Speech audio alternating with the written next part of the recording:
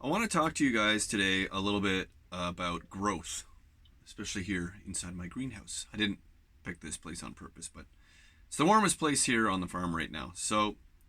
Here in North Dundas, like in many rural communities across the country, we're seeing something that's probably related to the COVID pandemic. It has to be. I'm sure people will do some research into this, but we're seeing an unprecedented spike in growth, or at least demand, for people that want to leave larger urban centers and move to a more kind of rural setting where there's more space. That's the reason we moved here, so I can see why people would want that, especially in a pandemic. But don't really want to talk about the reasons why growth is happening, but I want to talk about growth in general and our attitude towards it. Growth, when you look at it from a small rural or municipal point of view, it tends to mean that we build subdivisions and that we just kind of do this and we scale out and we develop land. That usually comes at the cost primarily of agricultural land, really good agricultural land, or forested land, or just land in general. That's what happens with developments. And in small towns that are the size of where I live here in Chesterville, 1,500 or less, people always say, like, well, what's the big deal of, one or two small little subdivisions? Well, the big deal behind that is that eventually you start to become the Kempvilles and the Barhavens of the world. You're no different. You're just a little further away, but you're this tiny little nucleus that is always focused around a Walmart, and a whole bunch of big box stores and junk food and all that kind of stuff. And I really question if that's actually good for small towns in rural Canada. Why should we want to see unchecked growth all the time? Why is it that we constantly need to have this idea that without constant expansion, without constant growth and acquisition, we and our economy and our communities are not healthy? I think that's just a load of bunk. It really is. When you look at what we have out here, we do have an abundance of space, but it doesn't mean that we just have resources in space that we can just throw away willy-nilly. We should put a little bit of thought into how we develop our communities.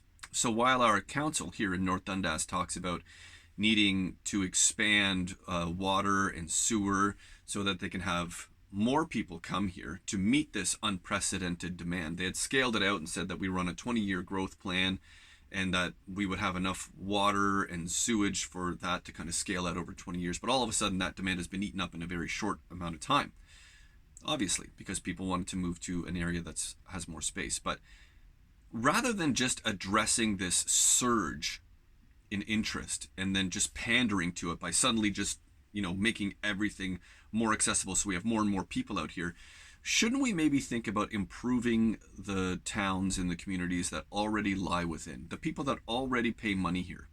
And that will make it even more desirable for people to want to come here. And then at that point, maybe you can look at that. But there are some issues that we need to address within our small towns.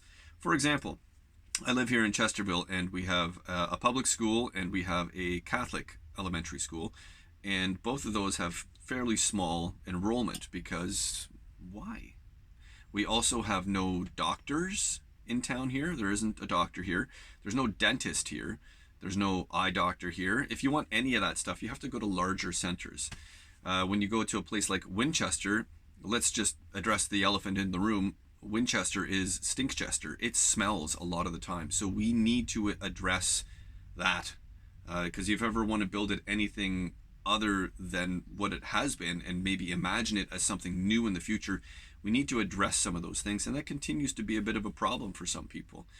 There's a lot of things that we need to address, including our landfill, which has been decades in the works of an environmental assessment. And now, only now, there seems to be this big push on it. Could it be that we're running out of room? So now we're going to add more people to the mix, and we still have yet nowhere to put our garbage, nor a plan to put our garbage beyond 20 years. Like, we need to think 50 years in the future. We need to think longer term.